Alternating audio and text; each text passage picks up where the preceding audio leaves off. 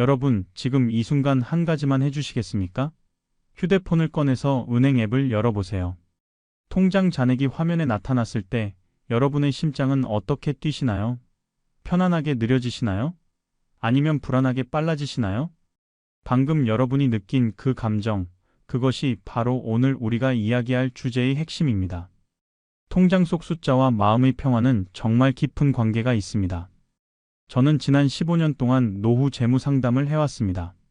수천 명의 어르신들을 만났습니다. 그분들께 항상 세 가지 질문을 드립니다. 첫 번째 질문. 아침에 눈을 뜨실 때 가장 먼저 무슨 생각을 하십니까? 두 번째 질문. 병원에서 검사를 권유할 때 주저없이 받으실 수 있습니까? 세 번째 질문. 친구들과 식사 약속을 잡을 때 부담 없이 가실 수 있습니까? 이 세 질문에 네라고 대답하신 분들의 공통점이 있었습니다. 통장에 일정 금액 이상의 현금이 있었다는 것입니다. 반대로 아니요라고 대답하신 분들은 집이 몇 억이든 상관없이 통장에 현금이 부족했습니다. 67세 되시는 한 분이 제게 이렇게 말씀하셨습니다. 선생님, 제 친구는 전세 살면서도 매달 여행 다니는데 저는 5억짜리 아파트에 살면서도 병원비가 무서워요. 이게 말이 됩니까? 말이 됩니다. 왜냐하면 노후에는 자산보다 현금이, 재산보다 유동성이 더 중요하기 때문입니다. 집은 팔기 전까지는 그저 잠자는 곳일 뿐입니다. 하지만 통장에 있는 현금은 오늘 당장 내 생명을 지키고 내 존엄을 지킬 수 있는 실제 힘입니다. 오늘 이 영상이 끝나면 여러분은 정확히 알게 되실 겁니다. 내게 필요한 금액이 얼마인지, 그 금액을 어떻게 만들어갈 수 있는지, 그리고 지금 당장 무엇을 시작해야 하는지를 말입니다. 지금부터 현실적인 숫자로, 구체적인 방법으로, 그리고 실제 사례와 함께 말씀드리겠습니다. 메모 준비하셨나요? 그럼 시작하겠습니다. 여러분께 솔직하게 말씀드리겠습니다. 2025년 현재 혼자 사시는 분은 한 달에 최소 150만 원이 필요합니다. 부부라면 250만 원입니다. 에이, 그 정도까지야? 하고 생각하셨나요?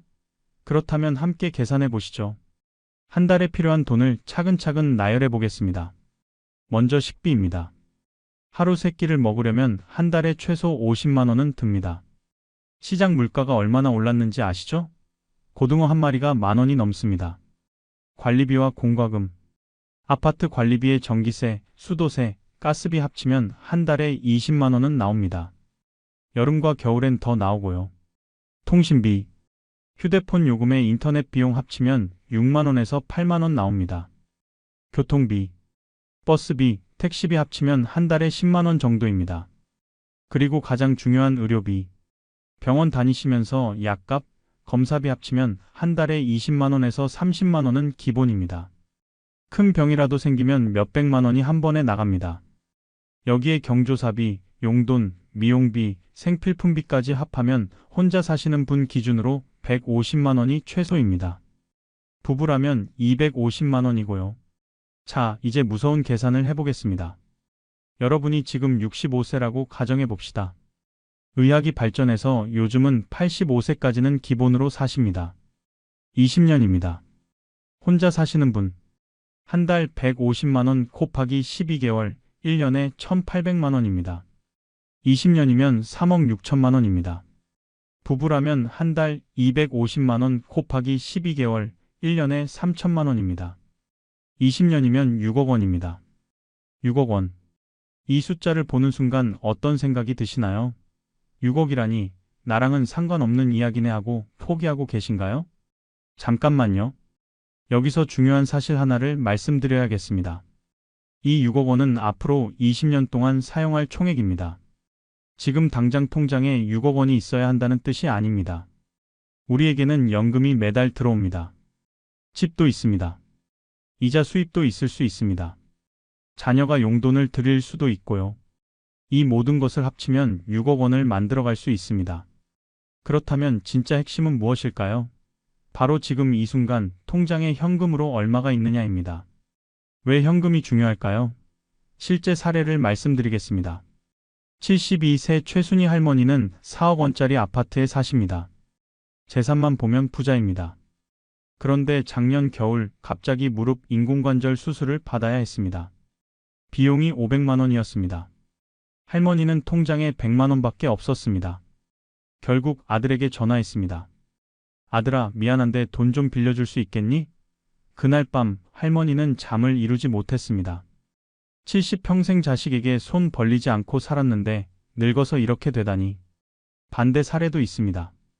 69세 박철수 할아버지는 전세로 사십니다. 집은 없습니다.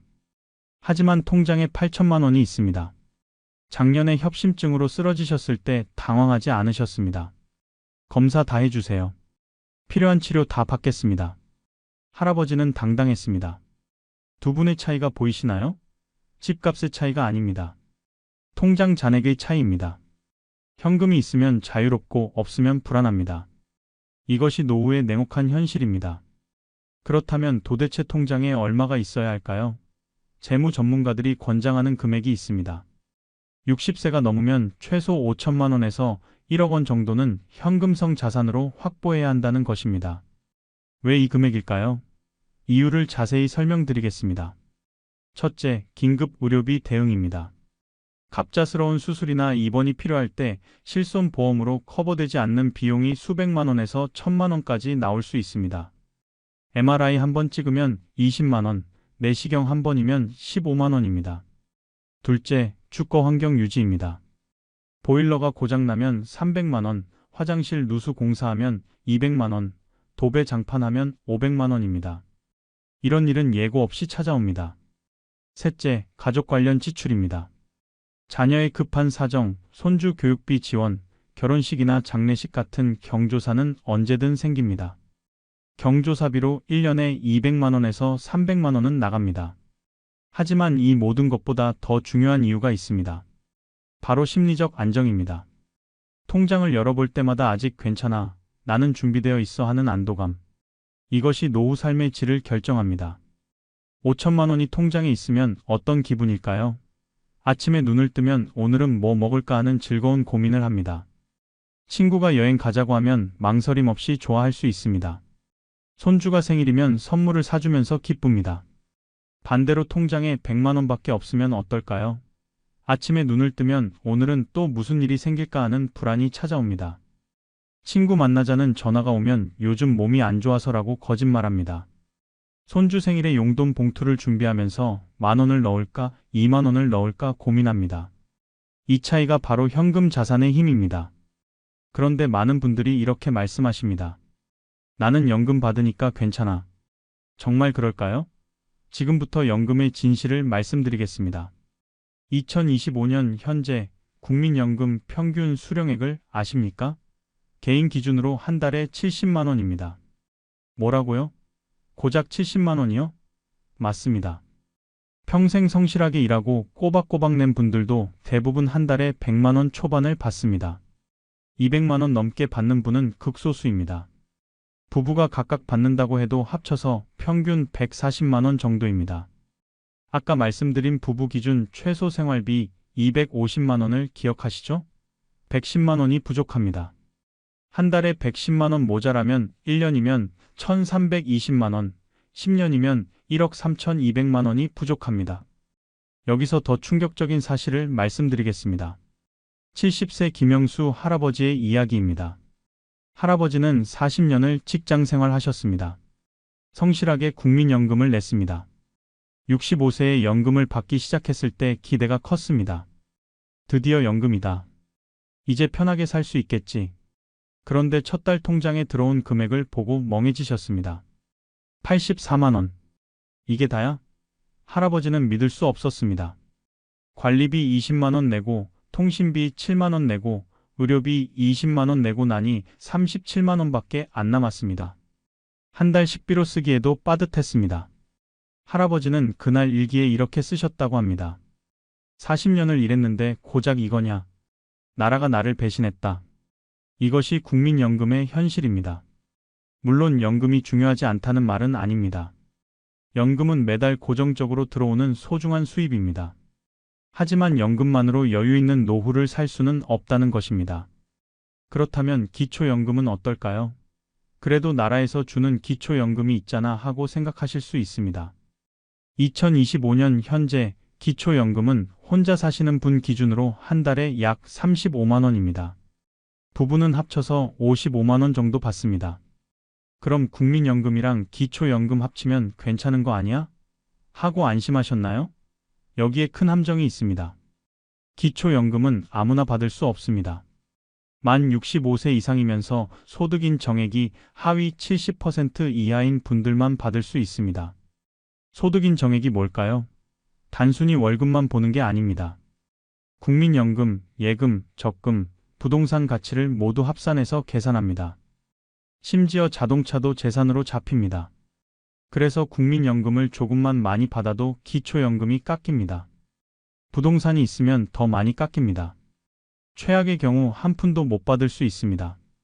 실제로 68세 이정숙 할머니는 국민연금을 한 달에 120만 원 받으십니다. 그래서 기초연금을 신청했는데 15만 원밖에 안 나왔습니다. 남들은 35만 원 받는다는데 나는 왜 이것밖에 안 줘? 할머니는 억울해하셨습니다. 이유는 간단했습니다. 국민연금이 상대적으로 많아서 기초연금이 삭감된 것입니다. 여기에 더 심각한 문제가 있습니다. 연금 개혁 논의입니다. 지금도 정부는 연금 지급 나이를 늦추고 수령액을 줄이는 방안을 검토하고 있습니다. 지금 받는 분들도 앞으로 삭감될 가능성이 있고 아직 못 받는 분들은 더 적게, 더 늦게 받게 될 수 있습니다. 결론을 말씀드리겠습니다. 연금은 노후의 기초공사입니다. 하지만 기초만으로는 집이 완성되지 않습니다. 그 위에 벽과 지붕이 있어야 합니다. 연금 위에 현금 자산과 계획이 더해져야 진짜 여유 있는 노후가 완성됩니다. 그런데 아직도 이렇게 생각하시는 분들이 있습니다. 그래도 나는 집이 있는데 그럼 괜찮은 거 아닌가? 정말 그럴까요? 지금부터 가장 중요한 이야기를 하겠습니다. 통계청 자료에 따르면 60대 가구의 평균 주택 자산은 약 4억 원입니다. 그럼 나는 괜찮네? 집이 4억인데 뭐가 걱정이야? 이렇게 생각하셨나요? 여기에 엄청난 함정이 있습니다. 집값이 4억이든 10억이든 그건 종이 위의 숫자일 뿐이라는 것입니다. 실제 사례를 말씀드리겠습니다. 73세 정명자 할머니는 5억 원짜리 아파트에 사십니다. 재산으로만 보면 부자입니다.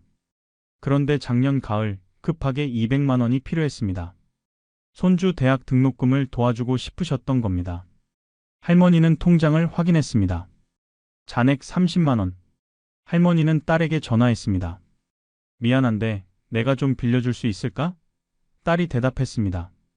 엄마, 집이 5억인데 왜 돈이 없으세요? 할머니는 대답하지 못했습니다. 집은 있지만 현금이 없었습니다. 5억 원짜리 집에 살면서도 200만 원 때문에 자식 앞에서 초라해진 것입니다. 병원에서 수술비 500만 원을 내라고 할 때 제 집이 5억인데요 라고 말할 수 있나요? 겨울에 보일러가 고장나서 교체비 150만 원이 필요할 때 부동산 등기부 등본을 내밀 수 있습니까? 집은 분명 자산입니다. 하지만 현금이 아닙니다. 팔기 전까지는 그저 비가 안 맞는 잠자리일 뿐입니다. 그렇다면 집을 어떻게 현금으로 바꿀 수 있을까요? 현실적인 방법이 세 가지 있습니다. 첫째는 주택연금, 둘째는 다운사이징, 셋째는 임대입니다. 하나씩 자세히 설명드리겠습니다. 먼저 주택연금입니다. 주택연금이 정확히 뭔지 아시는 분 많지 않습니다. 많은 분들이 오해하십니다. 주택연금 가입하면 집을 빼앗기는 거 아니야? 자식들한테 물려줄 수 없잖아. 국가가 내 집을 가져가는 거잖아. 모두 잘못된 정보입니다. 지금부터 주택연금의 진실을 정확하게 말씀드리겠습니다. 주택연금은 내 집에 그대로 살면서 매달 연금을 받는 제도입니다. 집을 팔 필요도 이사 갈 필요도 없습니다. 그냥 지금 그 집에서 죽는 날까지 살면서 매달 돈을 받으시면 됩니다. 핵심은 이겁니다. 평생 지급됩니다. 100세까지 살아도 계속 줍니다. 110세까지 살아도 줍니다. 끝이 없습니다. 더 놀라운 점은 이겁니다. 오래 살아서 집값보다 더 많이 받으면 어떻게 될까요? 걱정하지 마세요. 그 돈은 국가가 책임집니다.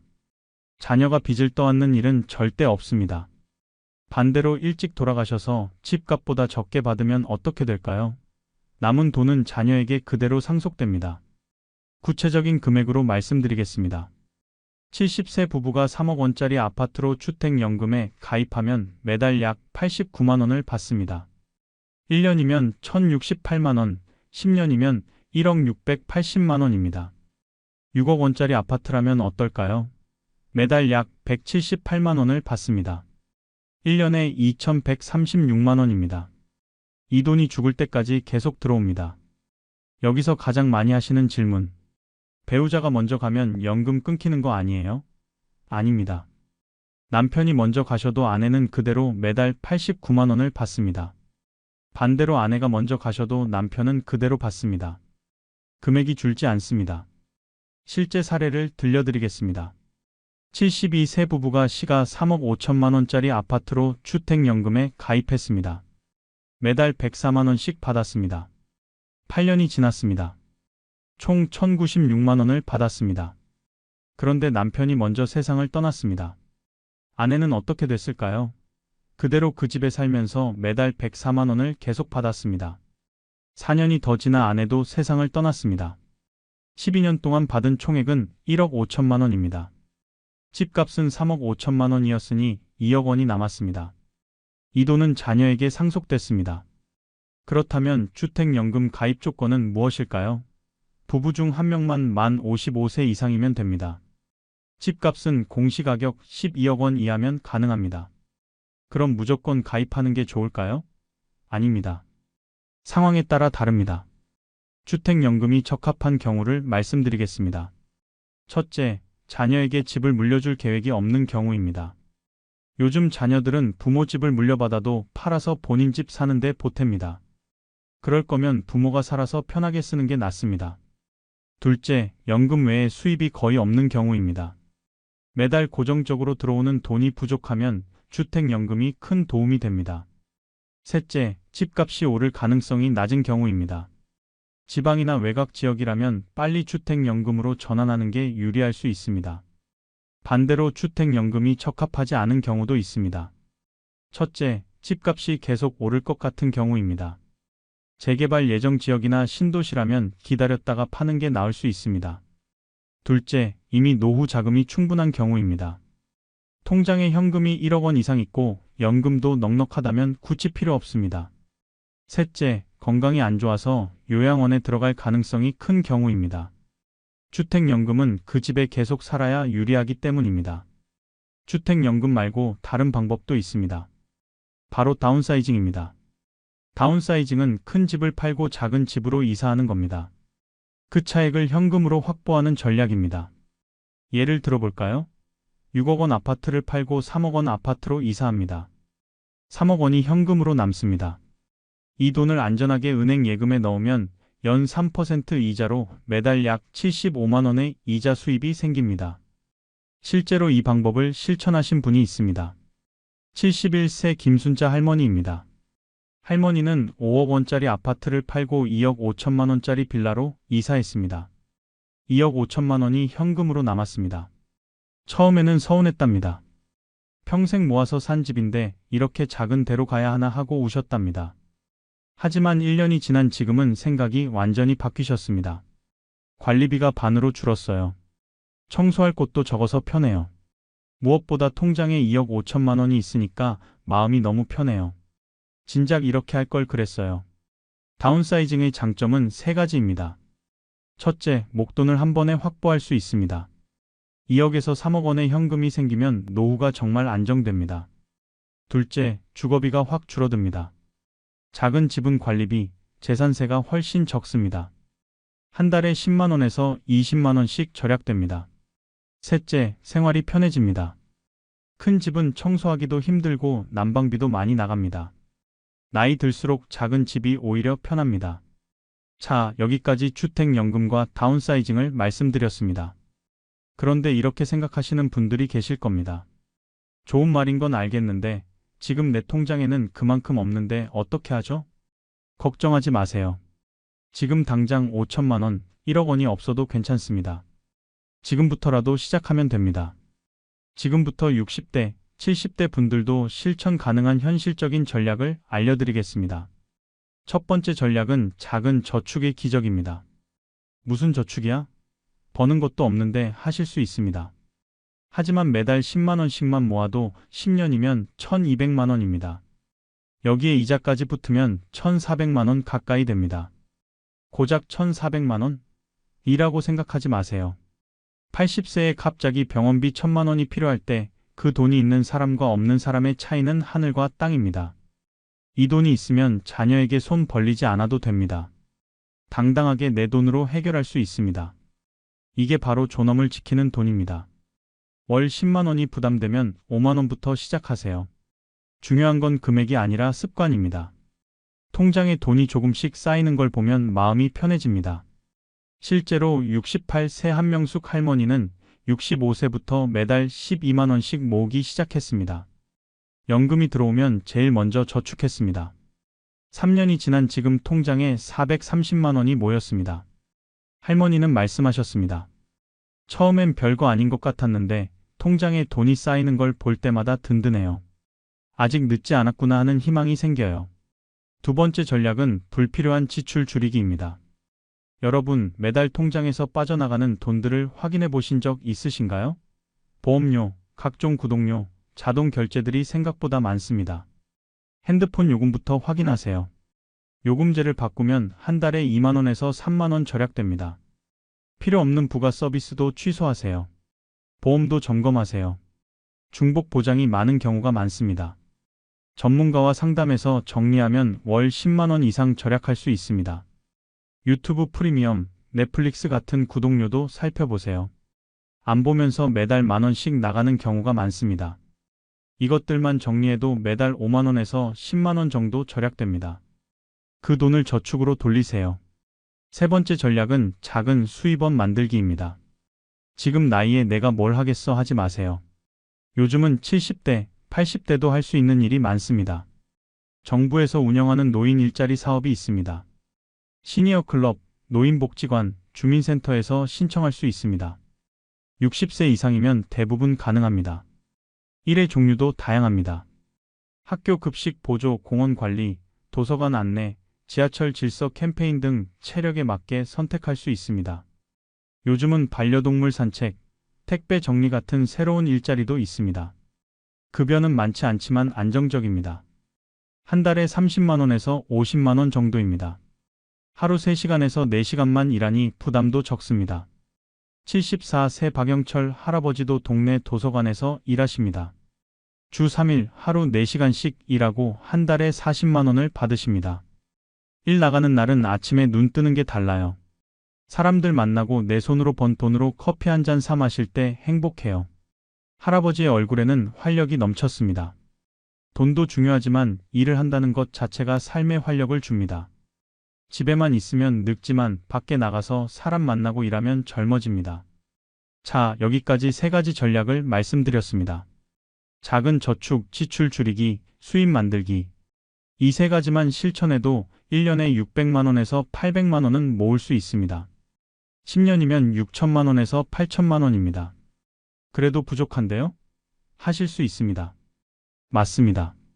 하지만 여기에 주택연금이나 다운사이징을 더하면 어떨까요? 충분히 1억 원 이상을 만들 수 있습니다. 중요한 건 시작하는 것입니다. 오늘부터 시작하세요. 그런데 여기서 중요한 질문 하나를 드려야겠습니다. 사실 필요한 금액은 사람마다 다릅니다. 왜냐하면 각자가 중요하게 생각하는 가치가 다르기 때문입니다. 어떤 분은 통장에 3천만 원만 있어도 편안합니다. 반대로 어떤 분은 1억 원이 있어도 불안해합니다. 이 차이는 어디서 올까요? 바로 각자가 무엇을 가장 지키고 싶은지, 무엇을 포기할 수 없는지가 다르기 때문입니다. 크게 3가지 유형으로 나눌 수 있습니다. 첫 번째는 건강 중심형입니다. 나는 다른 건 몰라도 아플 때 돈 걱정 없이 치료받고 싶어. 이런 분들은 의료비에 대한 불안이 큽니다. 그래서 노후 자금 중 상당 부분을 의료비 비상금으로 확보하려고 합니다. 이런 분들에게는 최소 6천만 원에서 8천만 원 정도가 필요합니다. 73세 송미경 할머니가 이 경우입니다. 할머니는 젊었을 때 어머니가 병원비 때문에 고생하시는 걸 보셨습니다. 그래서 퇴직금을 모두 예금에 넣어두셨습니다. 7천만 원입니다. 매년 종합검진 받고 아프면 바로 치료받아요. 이 돈이 있으니 무섭지 않아요. 할머니에게는 이 7천만 원이 평화입니다. 두 번째는 가족 중심형입니다. 내가 자식들한테 큰 도움은 못 줘도 급할 때 조금이라도 도와줄 수 있어야 해. 이런 분들은 자녀에 대한 책임감이 강합니다. 손주 교육비, 자녀 집 장만, 급한 일 생겼을 때 지원을 고려합니다. 이런 분들은 최소 8천만 원에서 1억 원 정도를 목표로 합니다. 세 번째는 자유중심형입니다. 나는 평생 일만 했어. 이제라도 하고 싶은 것 하면서 살고 싶어. 이런 분들은 여행, 취미 활동, 친구들과의 모임을 중요하게 여깁니다. 기본 생활비 외에 여가비를 별도로 책정합니다. 최소 5천만 원에서 7천만 원 정도면 충분하다고 느낍니다. 70세 조영수 할아버지가 이 경우입니다. 할아버지는 40년을 회사에서 일만 하셨습니다. 은퇴하면서 이제는 내 인생을 살겠다고 결심하셨습니다. 통장에 6천만 원을 확보하시고 매년 200만 원씩은 여행비로 쓰십니다. 돈보다 경험이 중요해요. 여행 다니면서 사는 게 행복해요. 할아버지에게는 여행이 삶의 이유입니다. 여러분은 어느 유형이신가요? 건강, 가족, 자유 중에서 무엇이 가장 중요하신가요? 그 답을 찾으시면 여러분에게 필요한 금액도 자연스럽게 정해집니다. 중요한 것은 남들이 정한 기준이 아니라 나만의 기준입니다. 누군가 1억은 있어야 한다고 해서 불안해할 필요 없습니다.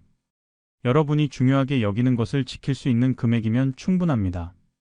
지금 여러분 마음속에 떠오르는 숫자가 있으신가요? 그 숫자가 바로 여러분의 목표입니다. 자, 이제 마무리할 시간입니다. 오늘 1시간 동안 정말 많은 이야기를 나눴습니다. 혹시 머리가 복잡하신가요? 괜찮습니다. 지금부터 핵심만 정리해 드리겠습니다. 오늘 여러분께 꼭 기억해 주셨으면 하는 것은 딱 3가지입니다. 첫째, 노후에는 자산보다 현금이 중요합니다. 집이 몇 억이든 통장에 현금이 없으면 불안합니다. 최소 5천만 원에서 1억 원 정도는 언제든 쓸 수 있는 현금으로 확보하세요. 둘째, 연금만으로는 부족합니다. 국민연금 평균 70만 원, 기초연금 35만 원으로는 한 달 생활비 150만 원을 감당할 수 없습니다. 주택연금, 다운사이징, 저축, 일자리로 보완하세요. 셋째, 늦었다고 생각하지 마세요. 지금부터라도 시작하면 됩니다. 매달 10만 원 저축, 지출 5만 원 줄이기, 일자리로 30만 원 벌기만 해도 1년에 600만 원입니다. 10년이면 6천만 원입니다. 그리고 마지막으로 스스로에게 3가지 질문을 해보세요. 첫 번째 질문. 나는 지금 어디에 있는가? 통장에 얼마가 있고 연금은 얼마이며 집은 얼마인가? 현재 위치를 정확히 파악하세요. 두 번째 질문. 나는 어디로 가고 싶은가? 내게 필요한 금액은 얼마이고 무엇을 지키고 싶은가? 목표를 명확히 하세요. 세 번째 질문. 나는 무엇을 할 것인가? 오늘부터 무엇을 시작하고 무엇을 멈추고 무엇을 바꿀 것인가? 구체적인 행동 계획을 세우세요. 이 3가지 질문에 답할 수 있다면 여러분은 이미 준비된 것입니다. 통장에 얼마가 있든 나이가 몇이든 상관없습니다. 방향을 알고 걷기 시작한 사람은 반드시 목적지에 도착합니다. 오늘 이 영상을 끝까지 보신 여러분 정말 대단하십니다. 1시간이 넘는 긴 영상을 끝까지 보셨다는 것은 여러분이 진심으로 노후를 준비하고 싶어 하신다는 뜻입니다. 이제 실천만 남았습니다. 내일 아침 일어나서 제일 먼저 통장을 확인하세요. 현재 잔액을 적어보세요. 그리고 1년 후 목표 금액을 정하세요. 그 사이의 차이를 12달로 나누세요. 그게 매달 모아야 할 금액입니다. 종이에 적어서 냉장고에 붙여 놓으세요. 매달 확인하세요. 조금씩 쌓여가는 걸 보면서 희망을 느끼세요. 혼자 하지 마세요. 배우자와 함께 하세요. 친구와 함께 하세요. 너 이번 달 저축했어? 응, 했어. 너는? 이렇게 서로 확인하면서 하는 겁니다. 여러분, 노후는 준비하는 사람에게만 편안합니다. 막연히 기다린다고 좋아지지 않습니다. 오늘의 작은 결단이 10년 후에 큰 평화가 됩니다. 통장 잔액을 확인할 때마다 불안하지 않고 안도할 수 있는 그날을 꿈꾸세요. 병원에서 검사를 권할 때 주저없이 해주세요 라고 말할 수 있는 그날을 꿈꾸세요. 손주에게 용돈을 줄 때 망설이지 않고 건넬 수 있는 그날을 꿈꾸세요. 그날은 반드시 옵니다. 오늘부터 시작하면 말입니다. 여러분의 든든하고 평안한 노후를 진심으로 응원합니다. 감사합니다. 어제 오후 지하철 3호선을 탔습니다. 퇴근 시간이라 사람들이 꽤 많았죠. 그런데 한 역에서 두 분의 어르신이 거의 동시에 타셨습니다. 첫 번째 어르신은 70대 초반으로 보이셨습니다. 지하철 문 앞에서 잠깐 망설이시더니 계단을 내려오실 때 난간을 꼭 붙잡고 계셨어요. 한 계단 한 계단 조심스럽게 마치 얼음판 위를 걷듯이 천천히 내려오셨습니다. 얼굴에는 땀이 송글송글 맺혀 있었고 숨소리가 거칠었습니다. 그리고 바로 그 옆에서 또 다른 어르신이 경쾌하게 계단을 내려오셨습니다. 이분은 80대 중반쯤 되어 보이셨어요. 희끗한 머리가 더 많으셨으니까요. 그런데 놀라운 건 이분은 난간도 잡지 않으시고 리드미컬하게 계단을 내려오셨다는 겁니다. 오히려 젊은 사람들보다 빠르셨어요. 저는 그 순간 충격을 받았습니다. 나이가 더 많으신 분이 훨씬 건강해 보이셨거든요. 그날 저녁 병원으로 돌아와서 계속 그 장면이 머릿속을 떠나지 않았습니다. 도대체 무엇이 이 두 분을 이렇게 다르게 만든 걸까? 똑같이 세월을 살아오셨을 텐데 왜 한 분은 70대인데 힘들어하시고 한 분은 80대인데 건강하신 걸까? 저는 가정의학과 의사 이준호입니다. 30년 넘게 이 일을 해오면서 7만 명이 넘는 환자분들을 만났습니다. 그리고 그 과정에서 하나의 진실을 발견했습니다. 나이는 숫자가 아니라는 것입니다. 주민등록증에 75세라고 적혀 있어도 실제 몸 나이는 50대일 수 있습니다. 반대로 65세인데 몸은 80대처럼 늙어 있을 수도 있습니다. 그렇다면 무엇이 이 차이를 만드는 걸까요? 오늘 여러분께 말씀드릴 것은 바로 그 비밀입니다. 제가 30년 동안 7만 명을 관찰하면서 발견한 장수하는 사람들의 6가지 공통된 신호입니다. 미국 국립보건원에서 15만 명을 20년 동안 추적 조사했습니다. 그 결과 이 6가지 신호 중에서 4가지 이상을 보이는 사람은 90세까지 살 확률이 82%였습니다. 6가지를 모두 보이는 사람은 100세 확률이 93%였고요. 놀랍지 않습니까? 6가지만 확인하면 됩니다. 복잡한 검사도 필요 없고 비싼 약도 필요 없습니다. 지금 여러분이 계신 그 자리에서 오늘 당장 확인할 수 있는 것들입니다. 그리고 더 중요한 사실은 이 6가지는 지금부터라도 만들어낼 수 있다는 겁니다. 지금 여러분이 70세든 80세든 상관없습니다. 오늘부터 시작하면 바뀝니다. 이 영상을 끝까지 보시면 여러분은 2가지를 얻게 되실 겁니다. 첫째, 여러분의 현재 상태를 정확하게 알 수 있습니다. 지금 여러분의 몸이 어떤 신호를 보내고 있는지, 어디가 약한지, 무엇을 개선해야 하는지 명확하게 알게 됩니다. 둘째, 구체적인 해결 방법을 얻게 됩니다. 병원 가지 않아도 특별한 장비 없이도 집에서 혼자 할 수 있는 실천 방법들을 알려드리겠습니다. 자, 그럼 이제 시작하겠습니다. 첫 번째 장수 신호부터 살펴보겠습니다. 첫 번째 신호, 계단 오르기입니다. 여러분, 지금 여러분이 사시는 아파트나 빌딩에 계단이 있으시죠? 오늘 한번 세어보세요. 계단 10층을 쉬지 않고 올라갈 수 있습니까? 10층이요? 그건 너무 많은 거 아닌가요? 이렇게 생각하시는 분들이 계실 겁니다. 하지만 들어보세요. 스위스 베른 대학교 심장연구팀이 놀라운 연구 결과를 발표했습니다. 12층을 2분 안에 올라갈 수 있는 사람과 그렇지 못한 사람을 비교했더니 10년 후 생존율이 2배 차이가 났습니다. 계단을 빨리 올라갈 수 있다는 것은 단순히 다리 힘이 센 것이 아닙니다. 그것은 여러분의 심장이 튼튼하고 폐가 건강하고 혈관이 깨끗하다는 증거입니다. 생각해 보세요. 계단을 오르려면 무엇이 필요할까요? 첫째, 다리 근육이 강해야 합니다. 몸무게를 위로 들어 올려야 하니까요. 둘째, 심장이 튼튼해야 합니다. 온몸에 피를 빠르게 보내야 하니까요. 셋째, 폐가 건강해야 합니다. 충분한 산소를 공급해야 하니까요. 넷째, 혈관이 깨끗해야 합니다. 산소와 영양분이 빠르게 이동해야 하니까요. 결국 계단 오르기 하나로 우리 몸의 심장, 폐, 근육, 혈관을 한 번에 체크할 수 있는 겁니다. 서울 서초구에 사시는 김영호 할아버지 이야기를 들려드리겠습니다. 올해 78이십니다. 2년 전 할아버지가 처음 제 병원에 오셨을 때를 기억합니다. 병원은 3층에 있는데 엘리베이터가 고장나 있었어요. 할아버지는 계단을 올라오시다가 2층에서 멈추셨습니다. 얼굴이 새빨개지셨고 가슴에 손을 얹으신 채 벽에 기대 계셨어요.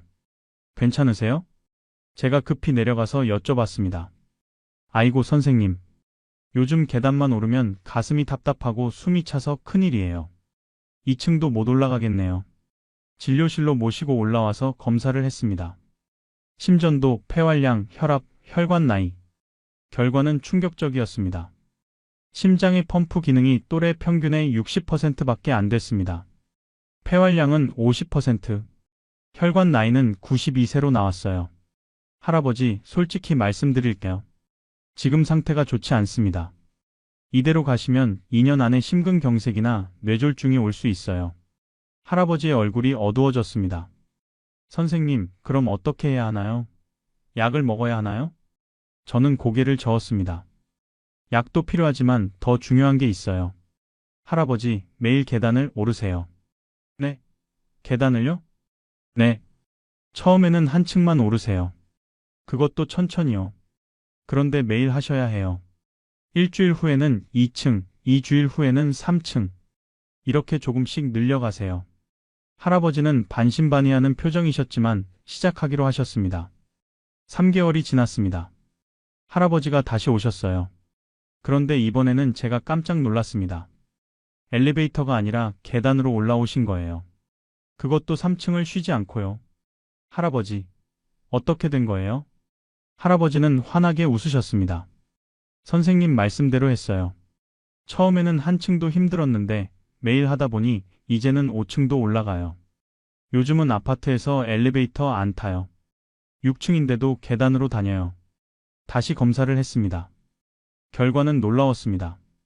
심장 펌프 기능이 80%로 올랐고 폐활량은 70%, 혈관 나이는 75세로 15년이나 젊어졌습니다. 할아버지, 정말 대단하세요. 선생님, 저도 믿기지 않아요. 계단만 올랐는데 이렇게 좋아지다니. 요즘은 산책도 하고 아침에 일어나면 몸이 가벼워요. 이게 바로 계단의 힘입니다. 왜 이런 일이 벌어졌을까요? 과학적으로 설명해 드리겠습니다. 계단을 오르면 심장이 빨리 뛰게 됩니다. 심장이 빨리 뛴다는 것은 운동을 한다는 뜻이에요. 심장도 근육이거든요. 운동을 하면 강해집니다. 그리고 폐가 확장됩니다. 산소를 많이 들이마시려고 폐가 크게 벌어져요. 이 과정이 반복되면 폐활량이 늘어납니다. 혈관도 좋아집니다. 운동을 하면 혈관 내벽에서 산화질소라는 물질이 나와요. 이게 혈관을 부드럽게 만들어줍니다. 딱딱했던 혈관이 탄력을 되찾는 거예요. 다리 근육도 강해집니다. 특히 허벅지 근육이 발달해요. 허벅지는 우리 몸에서 가장 큰 근육 덩어리거든요. 여기가 강하면 혈당 조절도 잘 되고 기초 대사량도 올라갑니다. 그럼 여러분은 어떻게 해야 할까요?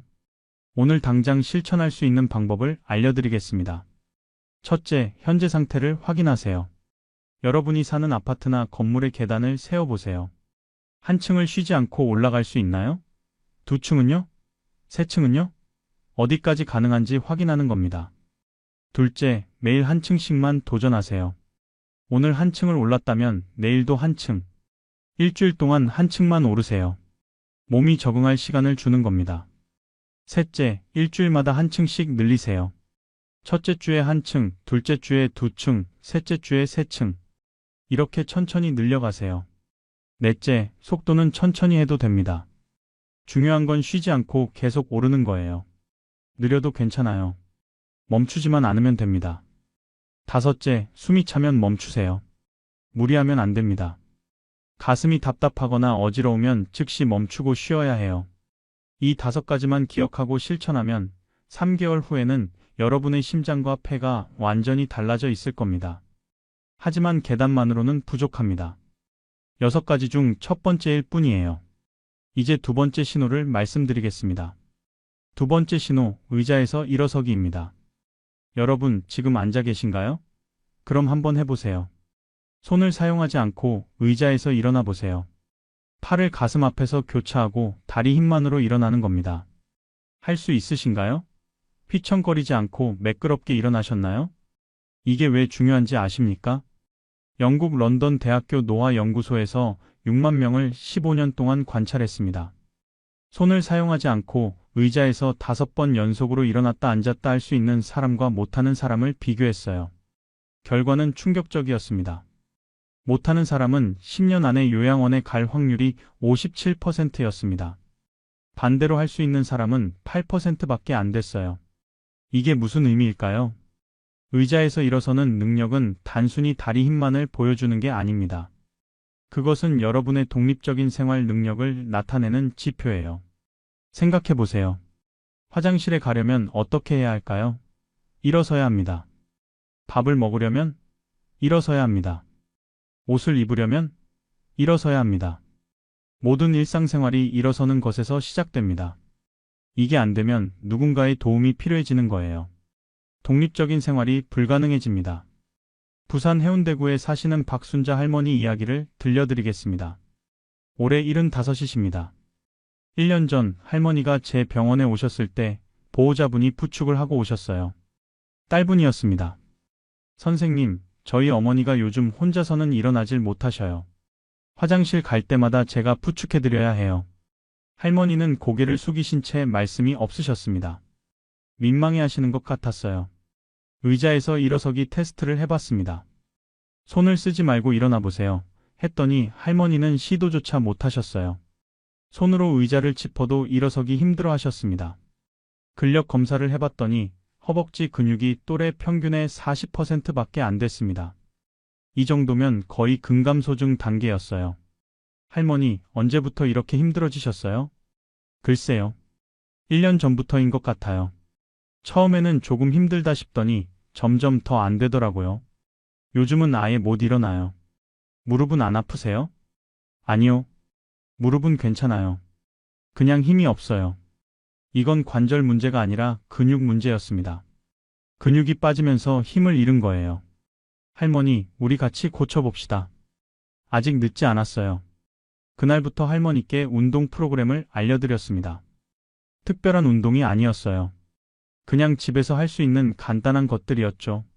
매일 아침 식탁 의자에 앉았다 일어났다를 10번씩 하는 거예요. 처음에는 테이블을 손으로 잡고 해도 된다고 했습니다. 6개월이 지났습니다. 할머니가 다시 오셨어요. 이번에는 혼자 걸어 들어오셨습니다. 할머니, 혼자 오셨어요? 할머니는 밝게 웃으셨어요. 네, 선생님. 요즘은 딸 도움 없이도 혼자 다 해요. 화장실도 혼자 가고 장도 혼자 보러 가요. 의자 테스트를 다시 해봤습니다. 손을 쓰지 않고 일어서셨어요. 그것도 5번 연속으로요. 전혀 휘청거리지 않으셨습니다. 근력 검사 결과 허벅지 근육이 80%까지 회복됐습니다. 할머니, 정말 대단하세요. 매일 하셨어요? 네. 하루도 안 빠뜨렸어요. 선생님이 10번 하라고 하셨는데 저는 20번씩 했어요. 처음 한 달은 너무 힘들었어요. 5번만 해도 다리가 떨렸거든요. 그런데 계속하다 보니까 점점 쉬워지더라고요. 요즘 기분은 어떠세요? 완전히 달라졌어요. 예전에는 딸한테 미안하고 짐이 되는 것 같았는데 지금은 혼자서 뭐든 할 수 있으니까 자신감이 생겼어요. 친구들하고도 만나러 다니고요. 이게 바로 의자에서 일어서기의 힘입니다. 과학적으로 왜 이런 변화가 일어나는지 설명해 드리겠습니다. 우리 몸에서 가장 큰 근육이 어디에 있는지 아십니까? 바로 허벅지와 엉덩이입니다. 이 두 곳의 근육을 합치면 전체 근육의 40%를 차지해요. 의자에서 일어설 때 바로 이 근육들이 작동합니다. 앉았다 일어서는 동작을 반복하면 이 근육들이 강해져요. 그리고 이 근육들이 강하면 어떤 일이 벌어질까요? 첫째, 낙상 위험이 줄어듭니다. 노인 사망 원인 1위가 낙상이거든요. 다리에 힘이 있으면 넘어지지 않아요. 둘째, 혈당 조절이 잘 됩니다. 근육은 포도당을 가장 많이 사용하는 조직이에요. 근육이 많으면 혈당이 안정돼요. 셋째, 기초 대사량이 올라갑니다. 근육은 가만히 있어도 에너지를 소비해요. 근육이 많으면 살도 안 찌고 활력이 생깁니다. 넷째, 뼈가 튼튼해집니다. 근육이 뼈를 잡아당기면서 자극을 주거든요. 이게 골다공증을 예방해줘요. 그럼 여러분은 어떻게 해야 할까요? 오늘 당장 실천할 수 있는 방법입니다. 첫째, 현재 상태를 확인하세요. 팔을 가슴 앞에 교차하고 손을 쓰지 않고 의자에서 일어나 보세요. 할 수 있나요? 몇 번까지 연속으로 할 수 있나요? 둘째, 매일 아침 식사 전에 10번씩 하세요. 처음에는 힘들면 5번부터 시작해도 됩니다. 손으로 테이블을 가볍게 짚어도 좋아요. 셋째, 일주일마다 횟수를 늘리세요. 첫째 주에 5번, 둘째 주에 7번, 셋째 주에 10번. 이렇게 천천히 늘려가세요. 넷째, 천천히 해도 됩니다. 중요한 건 정확한 자세예요. 허리를 펴고 엉덩이에 힘을 주고 천천히 일어섰다가 천천히 앉으세요. 다섯째, 매일 하세요. 하루 이틀 쉬면 원래대로 돌아갑니다. 꾸준함이 가장 중요해요. 이 운동만 3개월 동안 매일 하시면 박순자 할머니처럼 완전히 달라진 자신을 발견하게 되실 겁니다. 자, 이제 세 번째 신호로 넘어가겠습니다. 세 번째 신호, 장보기 가방 들기입니다. 여러분, 시장이나 마트에 가시면 장바구니나 비닐봉지에 물건을 담아 오시죠? 그 가방을 들고 집까지 걸어오실 수 있으신가요? 중간에 내려놓지 않고요? 만약 무거워서 중간에 쉬어야 하거나 아예 들지 못해서 카트를 끌고 오신다면 지금 여러분의 전신 근력이 약해지고 있다는 신호입니다. 하버드 의대 노화 연구팀이 8만 명을 20년 동안 추적 조사했습니다. 5kg짜리 가방을 100m 이상 들고 걸을 수 있는 사람과 없는 사람을 비교했어요. 결과는 명확했습니다. 할 수 있는 사람은 장애 없이 살 확률이 92%였고 못하는 사람은 48%밖에 안 됐어요. 5kg이 얼마나 될까요? 쌀 한 봉지 정도입니다. 채소와 과일 몇 개, 우유 한 팩. 이 정도 무게예요. 대구 중구에 사시는 정민수 할아버지 이야기를 들려드리겠습니다. 올해 73이십니다. 8개월 전 할아버지가 제 병원에 오셨을 때 손에 아무것도 들고 계시지 않았어요. 가방 하나 없이 오신 거죠. 할아버지, 가방은요? 요즘 들기가 힘들어서요. 그냥 주머니에 지갑이랑 핸드폰만 넣고 다녀요. 시장은 어떻게 다녀오세요? 카트 끌고 다녀요. 그것도 요즘은 힘들어서 배달시키는 경우가 많아요. 전신 근력 검사를 해봤습니다. 2kg짜리 아령을 들어 올리는 테스트였는데 할아버지는 10번도 못 하셨어요. 5번 정도 하시다가 손을 내려놓으셨습니다. 할아버지, 평소에 운동하세요? 아니요. 귀찮고 힘들어서요. 나이 먹으면 당연히 힘이 없는 거 아닌가요? 이게 가장 위험한 생각입니다. 나이 들면 당연히 약해진다고 믿는 거예요.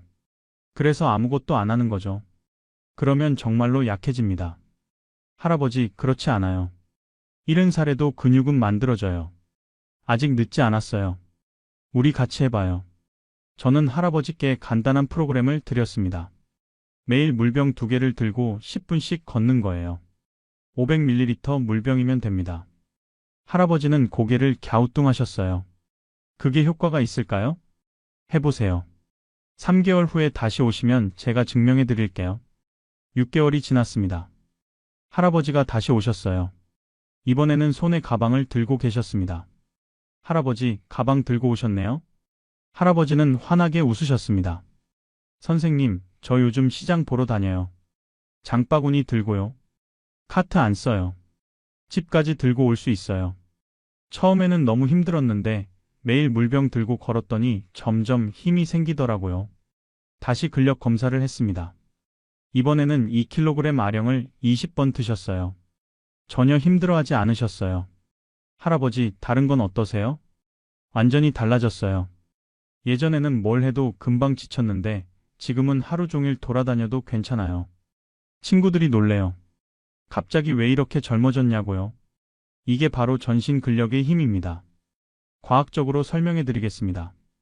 우리 몸의 근육은 쓰지 않으면 빠집니다. 특히 나이가 들수록 빠지는 속도가 빨라져요. 40세 이후에는 10년마다 근육이 8%씩 줄어듭니다. 그런데 운동을 하면 이 속도를 늦출 수 있을 뿐더러 오히려 근육을 늘릴 수도 있어요. 70세, 80세에도 가능합니다. 근육이 많으면 어떤 좋은 점이 있을까요? 첫째, 기초 대사량이 올라가서 체중 조절이 쉬워집니다. 둘째, 혈당이 안정돼서 당뇨병을 예방할 수 있어요. 셋째, 골다공증을 막아줍니다. 넷째, 면역력이 높아집니다. 다섯째, 우울증이 줄어듭니다. 운동하면 기분 좋아지는 호르몬이 나오거든요. 여러분은 어떻게 해야 할까요? 첫째, 현재 상태를 확인하세요. 5kg 정도 되는 가방을 들고 100m를 걸어보세요. 쌀 한 봉지를 들어도 됩니다. 내려놓지 않고 걸을 수 있나요? 둘째, 물병 운동을 시작하세요. 500ml 물병 2개를 양손에 들고 10분씩 걸으세요. 매일 하세요. 셋째, 일주일마다 시간을 늘리세요. 첫째 주 10분, 둘째 주 15분, 셋째 주 20분. 이렇게 점진적으로 늘려가세요. 넷째, 물병 크기를 키우세요. 1개월 후에는 1리터짜리로 바꾸세요. 3개월 후에는 1.5리터로요. 다섯째, 일상생활에 적용하세요. 시장 갈 때 카트 대신 장바구니를 들고 다니세요. 이렇게 6개월만 하시면 정민수 할아버지처럼 확실하게 달라진 자신을 느끼실 겁니다. 자, 이제 네 번째 신호입니다. 네 번째 신호, 한 발로 양말 신기입니다. 여러분, 아침에 양말 신으실 때 어떻게 하시나요? 의자에 앉아서 신으시나요? 아니면 서서 신으시나요? 만약 서서 한 발로 균형을 잡으면서 양말을 신을 수 있다면 여러분의 뇌와 균형 감각은 아직 건강합니다. 하지만 반드시 앉아서 신어야 한다면 지금 여러분의 전정기관과 손해의 경고등이 켜진 겁니다. 미국 메이오 클리닉에서 3만 명을 12년 동안 관찰했습니다. 한 발로 30초 이상 서 있을 수 있는 사람과 없는 사람을 비교했어요. 결과는 놀라웠습니다. 할 수 있는 사람은 낙상사고로 병원에 갈 확률이 3%였고 못하는 사람은 62%였어요. 낙상이 왜 무서운지 아십니까? 노인이 넘어지면 고관절이 부러지는 경우가 많아요. 고관절이 부러지면 수술해야 하고 수술 후 회복이 잘 안 되면 침대에 누워 지내야 합니다. 그러면 근육이 더 빠지고 면역력이 떨어지고 결국 폐렴 같은 합병증으로 이어지는 거예요. 통계를 보면 고관절 골절 후 1년 안에 돌아가시는 분이 20%나 됩니다. 5명 중 1명이에요. 인천 남동구에 사시는 이경숙 할머니 이야기를 들려드리겠습니다. 올해 79이십니다. 10개월 전 할머니의 딸분이 전화를 주셨어요. 선생님, 저희 어머니가 자꾸 넘어지셔요. 이번 주에만 벌써 2번째예요. 큰 사고가 날까봐 걱정이에요. 할머니가 병원에 오셨을 때 이마에 반창고가 붙어 있었습니다. 할머니, 어디 다치셨어요? 어제 화장실 가다가 넘어졌어요. 그냥 평평한 곳인데도 갑자기 휘청하더니 쓰러졌어요. 요즘 자주 그래요. 균형 감각 테스트를 해봤습니다. 한 발로 서보라고 했더니 5초도 못 버티고 휘청거리셨어요. 할머니, 평소에 한 발로 서는 연습하세요? 그런 건 안 해봤어요. 왜 서야 하는데요?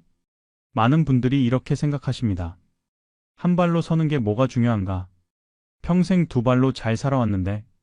하지만 그게 아니에요. 우리가 걸을 때를 생각해 보세요. 걷는다는 것은 계속해서 한 발로 서는 동작의 연속입니다. 왼발을 내디딜 때는 오른발로만 서 있는 거예요. 오른발을 내디딜 때는 왼발로만 서 있고요. 균형 감각이 나쁘면 이 동작이 불안정해집니다. 그래서 걷다가 휘청거리고 결국 넘어지는 거예요. 할머니, 우리 균형 운동을 해봐요. 집에서 간단하게 할 수 있어요. 저는 할머니께 매일 아침 양치하실 때 한 발로 서보라고 권했습니다. 처음에는 벽을 잡고 해도 된다고요. 서너 달이 지났습니다. 할머니가 다시 오셨어요. 선생님, 요즘 안 넘어져요. 할머니의 얼굴이 밝았습니다. 정말요? 잘하셨네요. 매일 양치할 때 한 발로 서는 연습했어요. 처음에는 벽 잡고 5초도 못 버텼는데 지금은 30초도 돼요. 그런데 신기한 게 걸을 때도 안정적이에요. 예전에는 조마조마했는데 지금은 자신감이 생겼어요. 다시 균형 테스트를 해봤습니다. 한 발로 40초를 서셨어요. 전혀 흔들리지 않으셨습니다. 할머니, 정말 대단하세요. 다른 운동도 하셨어요? 아니요. 그냥 선생님이 말씀하신 것만 했어요. 매일 양치할 때 한 발로 서는 거요. 그게 다예요. 과학적으로 설명해 드리겠습니다. 우리 귀 안쪽에는 전정기관이라는 게 있어요. 이게 우리 몸의 균형을 잡아주는 센서예요.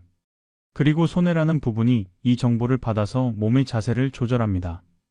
나이가 들면 이 기관들의 기능이 떨어져요. 하지만 운동을 하면 다시 회복시킬 수 있습니다. 한 발로 서는 연습을 하면 전정기관이 자극을 받아요. 그러면 뇌가 균형을 잡아야 하는구나 하고 반응합니다. 이 과정이 반복되면 전정기관과 손해가 강화돼요. 여러분은 어떻게 해야 할까요? 첫째, 현재 상태를 확인하세요. 한 발로 얼마나 오래 서 있을 수 있는지 재보세요. 양쪽 다 해보세요. 둘째, 매일 양치할 때 한 발로 서세요. 처음에는 벽이나 세면대를 가볍게 잡아도 됩니다. 5초부터 시작하세요. 셋째, 일주일마다 시간을 늘리세요. 첫째 주 5초, 둘째 주 10초, 셋째 주 15초. 이렇게 점진적으로 늘려가세요. 넷째, 양쪽 다 하세요. 왼발로도 하고 오른발로도 하세요. 균형 있게 발달시켜야 해요. 다섯째, 익숙해지면 눈을 감고 해보세요. 시각 정보 없이 균형을 잡는 거예요. 이게 훨씬 효과적입니다. 이 운동만 3개월 하시면 이경숙 할머니처럼 넘어지는 일이 확실히 줄어들 겁니다. 이제 5번째 신호입니다. 5번째 신호, 손자 안아 올리기입니다. 여러분, 손주가 계신가요? 그 아이를 안아 올릴 수 있으신가요? 5살 아이면 대략 20kg 정도 됩니다. 이 무게를 바닥에서 들어 올려서 품에 안을 수 있나요? 만약 허리가 아파서, 무릎이 아파서, 힘이 없어서 못하신다면 지금 여러분의 종합적인 신체 능력이 약해지고 있다는 신호입니다. 손자를 안는다는 것은 단순한 동작이 아닙니다. 무릎을 구부려 허리를 숙이고 아이를 들어 올리고 다시 일어서는 일련의 과정이에요. 여기에는 하체 근력, 코어 근육, 상체 근력, 균형 감각이 모두 필요합니다. 캐나다 토론토 대학교 연구팀이 5만 명을 10년 동안 관찰했습니다. 20kg을 들어 올릴 수 있는 사람과 없는 사람의 건강 상태를 비교했어요. 결과는 명확했습니다. 할 수 있는 사람은 만성질환이 생길 확률이 35% 낮았고 못하는 사람은 72%나 높았어요. 광주 서구에 사시는 최용석 할아버지 이야기를 들려드리겠습니다. 올해 76이십니다. 6개월 전 할아버지가 제 병원에 오셨을 때 표정이 어두우셨어요. 선생님, 며칠 전에 손주가 왔는데 안아달라고 하는데 못 안아줬어요. 허리가 아파서요. 손주가 서운해하는 표정을 보니까 마음이 너무 아팠어요. 할아버지는 눈시울이 붉어지셨습니다. 예전에는 번쩍 들어 올렸는데 이제는 그것도 못하네요. 나이 먹으니까 쓸모가 없어진 것 같아요. 종합체력 검사를 해봤습니다. 10kg 들어 올리기 테스트였는데 할아버지는 3번도 못하셨어요. 허리와 무릎에 힘이 없었고 코어 근육이 거의 없었습니다. 할아버지, 아직 포기하지 마세요. 우리 함께 훈련하면 다시 손주 안아 올리실 수 있어요. 정말요? 제 나이에도 가능할까요? 가능합니다. 제가 여러분들 도와드렸어요. 할아버지도 하실 수 있어요. 저는 할아버지께 복합 운동 프로그램을 드렸습니다. 의자에서 일어서기, 가방 들고 걷기, 허리 스트레칭. 이 3가지를 매일 하는 거예요. 5달이 지났습니다. 할아버지가 환하게 웃으며 들어오셨어요. 선생님, 됐어요. 손주 안았어요. 정말요? 어떻게 됐어요? 지난주에 손주가 또 왔는데 제가 벌떡 안아 올렸어요. 손주가 깔깔 웃더라고요. 할아버지 힘세다. 그러면서요. 그 말 듣는 순간 제가 눈물이 날 뻔했어요. 다시 검사를 했습니다. 이번에는 20kg을 들어 올리셨어요. 5번 연속으로요. 할아버지, 어떻게 이렇게 좋아지셨어요? 매일 했어요. 선생님이 알려주신 3가지를 빠짐없이요. 처음 2달은 정말 힘들었어요. 매일 근육통이었거든요. 그런데 계속하다 보니까 어느 순간부터 몸이 가벼워지더라고요. 그리고 손주 생각하면 힘이 났어요. 과학적으로 설명하겠습니다. 손자를 안아 올린다는 것은 우리 몸의 거의 모든 근육을 사용하는 동작이에요. 다리, 허리, 배, 등, 팔. 모든 부위가 협응해서 움직여야 가능합니다. 이런 복합적인 동작을 할 수 있다는 것은 단순히 근력만 좋은 게 아니에요. 근육들 간의 협응력, 균형 감각, 유연성, 심폐지구력이 모두 좋다는 뜻입니다. 반대로 이게 안 된다는 것은 어딘가 한 부분이 약하다는 신호예요. 그 부분을 찾아서 강화하면 됩니다. 여러분은 어떻게 해야 할까요? 첫째, 무거운 물건 들어 올리기를 연습하세요. 쌀 한 포대, 물통, 무거운 책 상자. 바닥에서 허리를 굽혀 들어 올리는 연습이에요. 둘째, 스쿼트를 하세요. 앉았다 일어서기의 심화 버전이에요. 무릎을 구부렸다 펴는 동작을 반복하세요. 셋째, 플랭크를 하세요. 코어 근육을 강화하는 운동이에요. 엎드려서 팔꿈치로 버티는 자세를 30초만 유지해도 됩니다. 넷째, 매일 하세요. 일주일에 3일이 아니라 매일이에요. 근육은 꾸준히 자극해야 발달합니다. 다섯째, 안전하게 하세요. 허리가 아프면 즉시 멈추고 무게를 줄이세요. 부상이 가장 위험합니다. 이 운동들을 4개월 하시면 최용석 할아버지처럼 사랑하는 손주를 다시 안아 올리실 수 있게 될 겁니다. 자, 이제 마지막이자 가장 중요한 6번째 신호입니다. 6번째 신호, 내일을 기다리는 마음입니다. 지금까지 5가지는 모두 신체적인 신호였습니다. 그런데 6번째는 다릅니다. 이것은 정신적인 신호예요. 여러분, 매일 아침 눈을 뜨실 때 어떤 생각이 드시나요? 오늘은 뭘 하지? 누굴 만나지? 무슨 재미있는 일이 있을까? 이런 생각이 드시나요? 아니면 또 하루가 시작되네. 오늘도 똑같겠지. 할 일도 없고. 이런 생각이 드시나요? 전자라면 여러분은 건강하게 오래 사실 겁니다. 후자라면 아무리 신체가 건강해도 오래 살기 어렵습니다. 예일대학교 심리학과에서 7,000명을 23년 동안 추적했습니다. 매일 아침 기대하는 마음으로 일어나는 사람과 그렇지 않은 사람을 비교했어요. 결과는 충격적이었습니다. 기대하는 사람은 평균 수명이 7년 더 길었어요. 그리고 우울증, 치매, 심장병 발생률도 절반 이하였습니다. 마음이 몸을 만듭니다. 이건 비과학적인 이야기가 아니에요. 실제로 뇌과학으로 증명된 사실입니다. 우리가 긍정적인 생각을 하면 뇌에서 세로토닌이라는 호르몬이 나와요. 이게 면역력을 높이고 염증을 줄이고 혈압을 낮춰줍니다. 반대로 부정적인 생각을 계속하면 코르티솔이라는 스트레스 호르몬이 나와요. 이게 면역력을 떨어뜨리고 염증을 증가시키고 혈압을 올립니다. 서울 은평구에 사시는 김영희 할머니 이야기를 마지막으로 들려드리겠습니다. 올해 83이십니다. 1년 전 할머니가 제 병원에 오셨을 때 얼굴이 무척 어두우셨어요. 선생님, 저 요즘 아침에 일어나기가 싫어요. 일어나봤자 할 일도 없고 만날 사람도 없고 그냥 계속 누워있고 싶어요. 할머니, 왜 그러세요? 무슨 일 있으세요? 작년에 남편이 돌아가셨어요. 아이들은 다 멀리 살고요. 친구들도 하나둘 안 보이고 저만 혼자 남은 것 같아요. 사는 게 무의미해요. 할머니는 경미한 우울증 증상을 보이셨어요. 혈압도 높았고 식욕도 없으셨습니다. 할머니, 제가 하나 제안 드려도 될까요? 뭔데요? 복지관에 한번 가보세요. 거기서 뭔가 배우시는 거예요. 노래든 그림이든 뭐든 좋아요. 그리고 사람들 만나세요. 저 같은 할머니가 뭘 배워요? 나이도 많은데? 나이는 상관없어요. 할머니, 한 번만 가보세요. 제 부탁이에요. 할머니는 마지못해 고개를 끄덕이셨습니다. 6개월이 지났습니다. 할머니가 다시 오셨는데 완전히 다른 사람 같았어요. 얼굴에 화색이 돌았고 눈빛이 살아 있었습니다. 선생님, 저 요즘 너무 바빠요. 무슨 일 있으세요? 좋은 일인가 봐요? 복지관에서 노래 배우고 있어요. 그리고 거기서 친구들도 새로 사귀었어요. 우리 다음 주에 작은 공연도 해요. 지금 연습하느라 정신없어요. 와, 정말 멋지시네요. 선생님, 제가 요즘 매일 아침 일찍 일어나요. 왜 그런지 아세요? 오늘 연습 가야 하니까, 친구들 만나야 하니까요. 기다려지는 게 생긴 거예요. 혈압을 재봤더니 정상으로 돌아와 있었습니다. 우울증 검사도 정상이었고요. 할머니, 정말 잘하셨어요. 건강도 완전히 좋아지셨네요. 선생님이 복지관 가라고 하셨잖아요. 그때 안 갔으면 저 아마 계속 집에만 있었을 거예요. 이제는 내일이 기다려져요. 다음 달에는 여행도 가기로 했어요. 친구들하고요. 이게 바로 내일을 기다리는 마음의 힘입니다. 과학적으로 설명하겠습니다. 우리 뇌는 목적이 있으면 활성화됩니다. 내일 이걸 해야지, 다음 주에 저걸 하고 싶어라는 생각이 있으면 뇌가 깨어 있어요.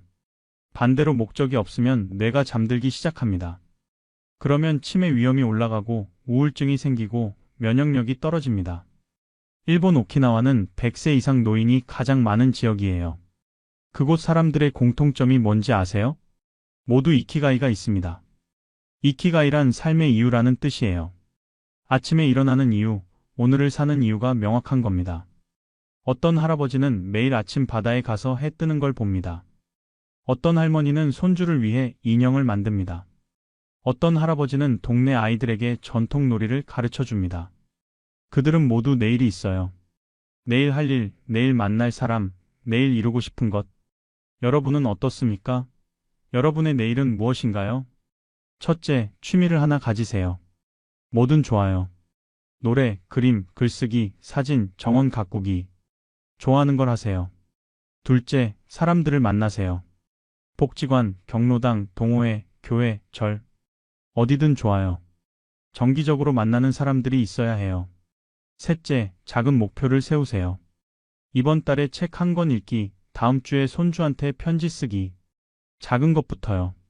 넷째, 봉사를 하세요. 누군가를 돕는 일은 우리 자신도 행복하게 만들어요.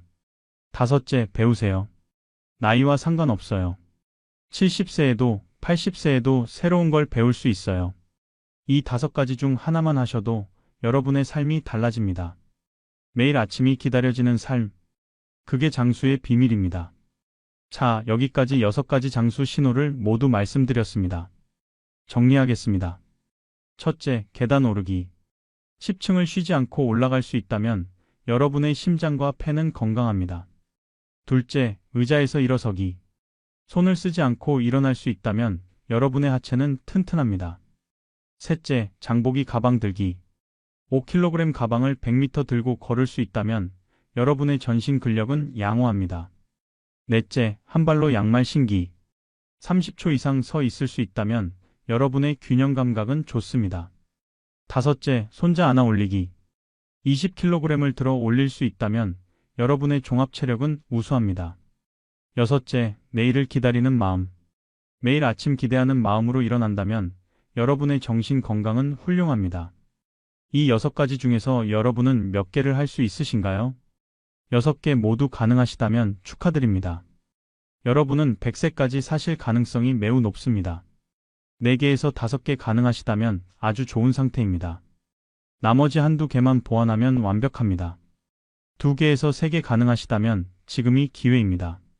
오늘부터 시작하세요. 1개도 못하신다면 걱정하지 마세요. 늦은 게 아닙니다. 지금부터라도 시작하면 됩니다. 제가 30년 동안 7만 명을 진료하면서 확신한 게 있습니다. 나이는 숫자일 뿐이라는 것. 주민등록증에 뭐라고 써 있든 우리 몸은 변할 수 있다는 것. 60대에 시작해도 70대에 시작해도 80대에 시작해도 늦지 않습니다. 중요한 건 시작하는 거예요. 오늘 이 영상을 보신 여러분, 오늘이 바로 그 시작일 수 있습니다. 내일 아침 눈을 뜨시면 이렇게 말씀하세요. 나는 오늘부터 바뀐다. 그리고 6가지 중 하나를 실천하세요. 계단을 한층 올라가 보세요. 의자에서 손 안 쓰고 일어나 보세요. 물병을 들고 걸어 보세요. 한 발로 서 보세요. 무거운 걸 들어 올려 보세요. 내일을 위한 작은 목표를 세워 보세요. 하나만 하세요. 그것만으로도 충분합니다. 하루하루 조금씩 나아지면 3개월 후에는 완전히 다른 자신을 발견하게 될 겁니다. 그리고 1년 후에는 주변 사람들이 물어볼 거예요. 어떻게 그렇게 젊어지셨어요? 그때 여러분은 이렇게 대답하실 수 있을 겁니다. 그냥 6가지를 실천했을 뿐이에요. 여러분, 제가 진심으로 바라는 게 있습니다. 여러분 모두 90세까지, 100세까지 건강하게 사시는 겁니다. 손주의 결혼식에 참석하시고 증손주를 안아보시고 사랑하는 사람들과 오래오래 함께 하시는 겁니다. 그건 불가능한 꿈이 아닙니다. 충분히 가능한 현실입니다. 오늘부터 시작하면 말이죠. 이 영상이 여러분께 작은 변화의 계기가 되길 바랍니다. 여러분의 건강한 내일을 응원합니다. 감사합니다. 여러분 혹시 아시나요? 지금 이 순간에도 우리나라 노인 10명 중 4명은 빈곤선 아래에서 살아가고 있습니다.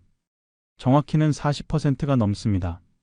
이 숫자가 어떤 의미인지 아십니까? OECD 가입국 38개 나라 중에서 당당히 1위입니다. 그것도 2위와는 비교도 안 될 만큼 압도적인 1위입니다. 여러분의 부모님은 지금 어떻게 지내고 계신가요? 혹시 70이 넘으셨는데도 아직 일을 하고 계시진 않으신가요? 주변을 둘러보세요. 아파트 경비실의 할아버지, 식당에서 설거지하시는 할머니, 새벽 골목에서 폐지를 수집하시는 어르신들. 이분들은 왜 일을 하고 계실까요? 건강을 위해서? 심심해서? 아닙니다. 살기 위해서입니다. 오늘 저는 여러분과 함께 우리 사회의 가장 아픈 현실 하나를 직시해 보려 합니다. 바로 노인 빈곤, 그 중에서도 일을 해도 가난에서 벗어날 수 없는 시니어들의 이야기입니다. 이 이야기는 남의 일이 아닙니다. 지금 50대, 60대인 여러분의 10년 후, 20년 후 모습일 수도 있고 바로 여러분의 부모님 이야기일 수도 있습니다. 왜 우리나라 노인들은 일을 해도 가난할 수밖에 없는 걸까요? 무엇이 이들을 이렇게 만들었을까요? 그리고 우리는 무엇을 할 수 있을까요? 지금부터 1시간 동안 함께 그 답을 찾아가 보겠습니다. 끝까지 함께 해주시기 바랍니다.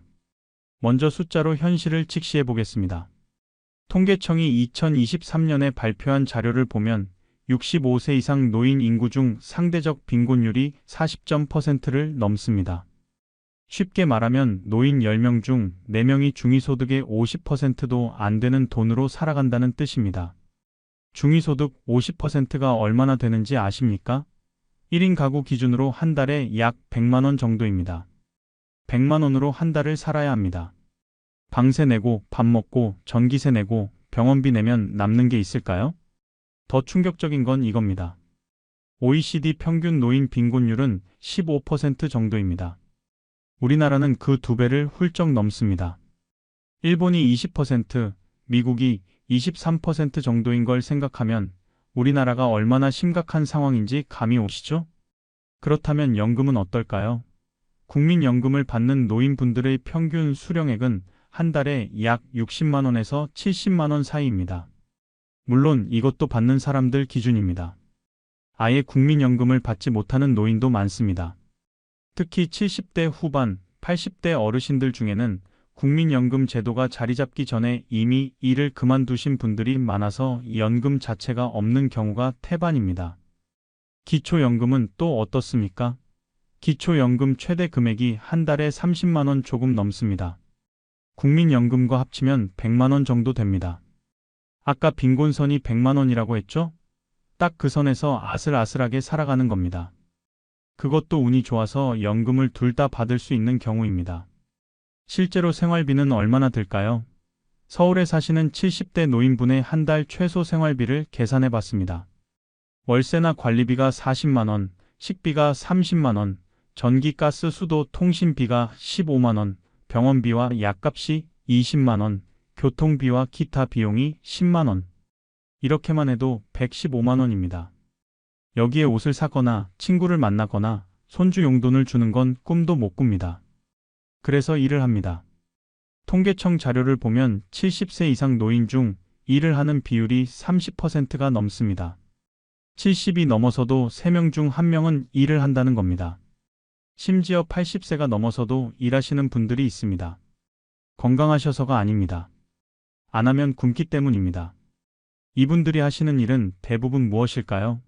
아파트 경비, 주차 관리, 환경 미화, 식당 보조, 음식 배달, 전단지 돌리기, 폐지 수집. 대부분 육체 노동이고 저임금이고 불안정한 일자리입니다. 하루 8시간 일해도 한 달에 150만 원에서 200만 원 정도입니다. 최저임금 수준입니다. 젊은 사람도 이 돈으로 살기 힘든데 병원비가 더 많이 드는 노인이 어떻게 살까요? 여기서 질문 하나 던져봅니다. 왜 이렇게 되었을까요? 왜 우리나라 노인들만 유독 이렇게 가난할까요? 이건 개인의 문제일까요? 아니면 사회 구조의 문제일까요? 이제부터 그 뿌리를 하나씩 파헤쳐 보겠습니다. 첫째, 준비 없이 맞이한 은퇴입니다. 지금 70대, 80대 어르신들이 일하시던 시대를 떠올려 보세요. 그때는 노후 준비라는 개념 자체가 희박했습니다. 한국은 1988년 서울 올림픽을 전후로 본격적인 경제 성장을 시작했고 1995년대까지만 해도 IMF 외환위기를 겪었습니다. 그 와중에 누가 노후를 준비했겠습니까? 당시 대부분의 사람들은 이렇게 생각했습니다. 자식만 잘 키워놓으면 나중에 자식이 봉양해주겠지. 실제로 그 시대에는 그게 당연했습니다.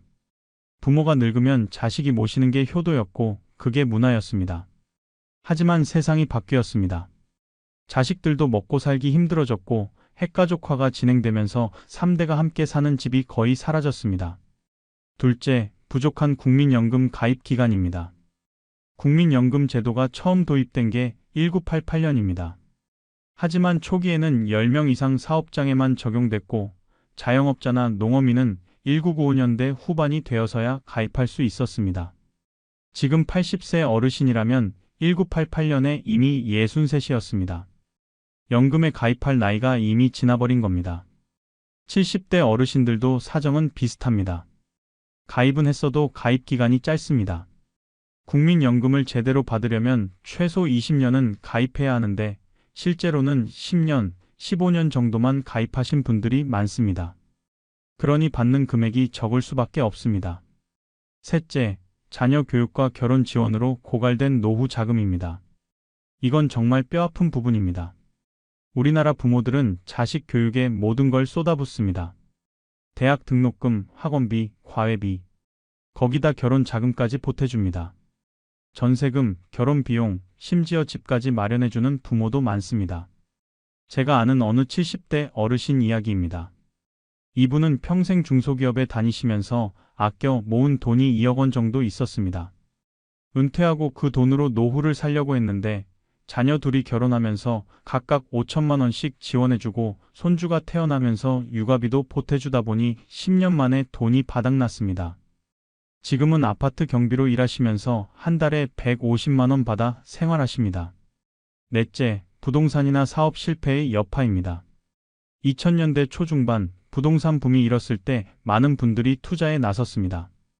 빚을 내서 아파트를 사거나 상가를 샀습니다. 부동산은 절대 안 떨어진다는 말을 믿었죠. 하지만 2008년 금융위기와 이후 부동산 침체기를 거치면서 집값이 떨어졌고 빚만 남은 경우가 많습니다. 자영업도 마찬가지입니다. 은퇴 후 치킨집, 카페, 편의점 같은 가게를 차렸다가 망하는 경우가 부지기수입니다.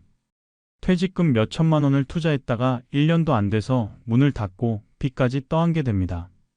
그러면 다시 일용직으로 나가야 합니다. 실제 사례를 하나 더 소개하겠습니다. 68세 이모 씨는 30년 동안 공장에서 일했습니다. 은퇴하면서 받은 퇴직금 5천만 원으로 작은 분식집을 차렸습니다. 하지만 경쟁이 너무 심했고 손님도 많지 않았습니다. 2년을 버티다가 결국 문을 닫았고 투자한 돈의 절반도 건지지 못했습니다. 지금은 식당에서 설거지 일을 하며 한 달에 130만 원을 법니다. 이런 이유들이 복합적으로 작용하면서 노후를 제대로 준비하지 못한 채 빈곤에 빠지게 되는 겁니다. 그렇다면 질문이 생깁니다. 그래도 일을 하면 괜찮지 않을까? 하지만 현실은 그렇지 않습니다. 왜 일을 해도 가난할 수밖에 없는지 지금부터 그 이유를 파헤쳐 보겠습니다. 시니어가 할 수 있는 일은 제한적입니다. 나이가 들면 체력이 떨어지고 새로운 기술을 배우기 어렵습니다. 그래서 대부분 단순 노무직으로 갈 수밖에 없습니다. 아파트 경비, 청소, 주차 관리, 식당 보조, 배달, 폐지 수집 이런 일들의 공통점이 뭘까요? 바로 저임금입니다.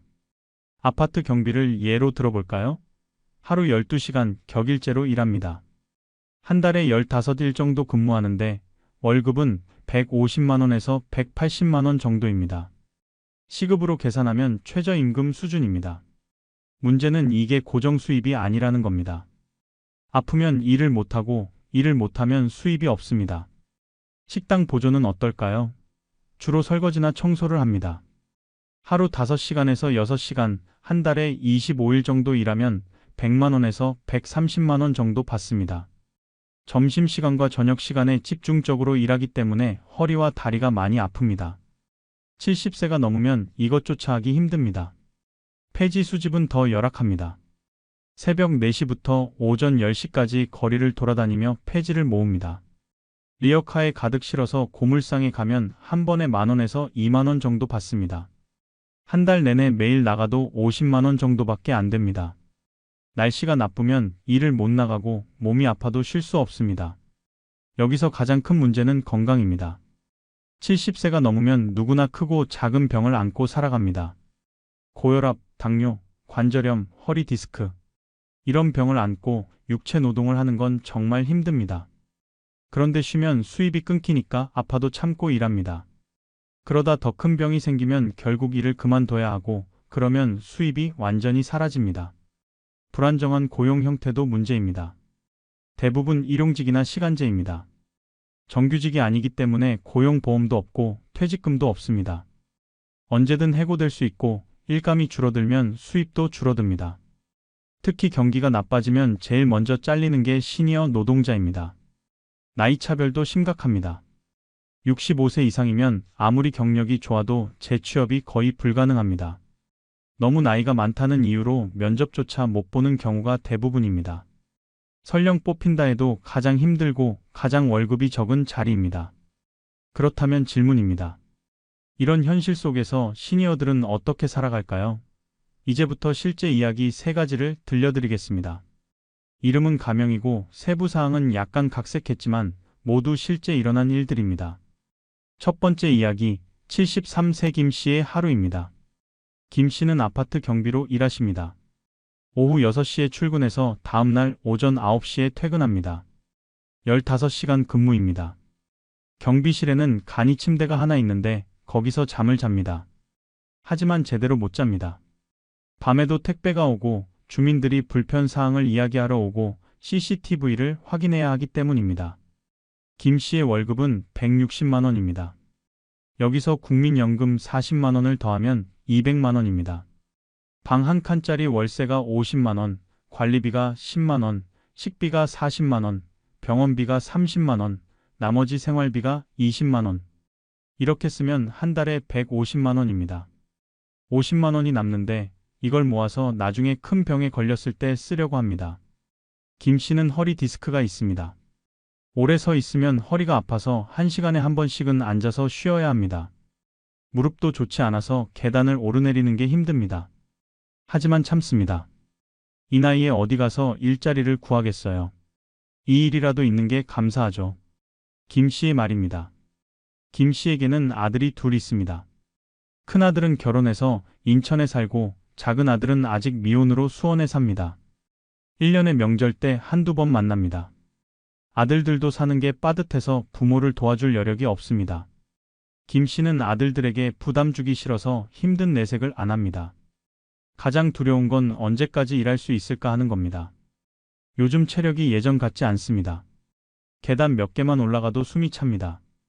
어쩌다 감기라도 걸리면 2주일은 고생합니다. 만약 큰 병에 걸리면 어떡하지?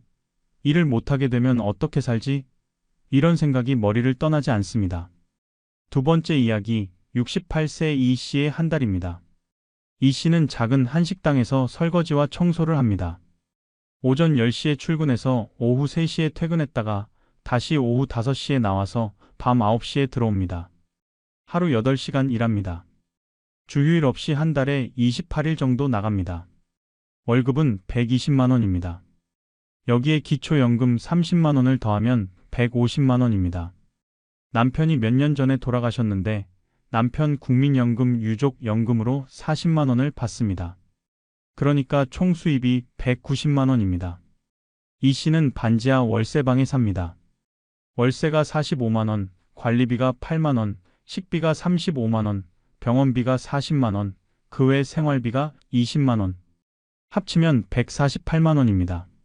42만 원이 남는데 이것도 모으지 못합니다.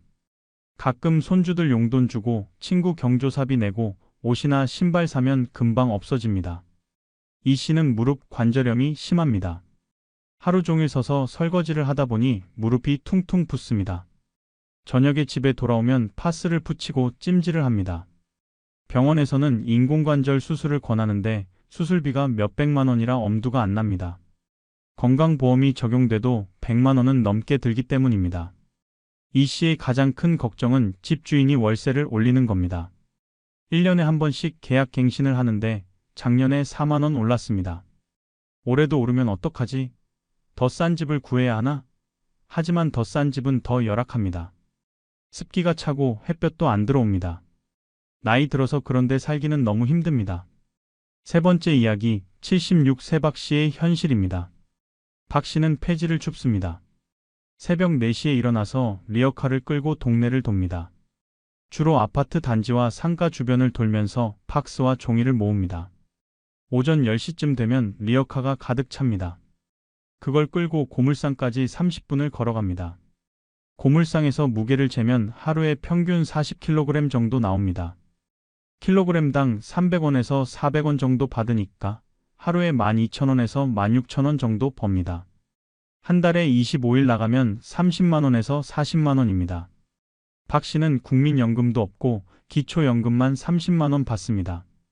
폐지 수집으로 40만 원을 더하면 한 달 수입이 70만 원입니다. 어떻게 살까요? 무료 급식소에서 점심을 먹고 저녁은 1,000원짜리 컵라면이나 빵으로 때웁니다. 고시원에 사는데 월세가 35만 원입니다. 방 크기가 4제곱미터, 침대와 작은 책상 하나가 전부입니다. 박 씨는 당뇨와 고혈압이 있습니다. 약을 먹어야 하는데 병원비가 아까워서 자주 빼먹습니다. 보건소에서 무료로 약을 받을